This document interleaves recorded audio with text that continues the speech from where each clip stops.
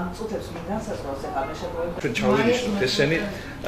თუ ეს რაიმე სარცელდება არა მაკრო სპექტაკლებზე არამედ ვრცელდება არამედ უშვებ მაგრამ ხო დაჭერით ვერ დავიჭერ გაუშვეს წავა პატრული მოდის მე ხო უნდა მივაწოდოთ ეს როდესმე მას ხო უნდა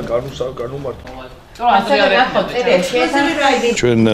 კოლეგებთან რუსებთან პოლონელებთან გავიარეთ ეს საკითხები მოგვაწოდეს მათმა თავიანთი ასე ვთქვათ ეს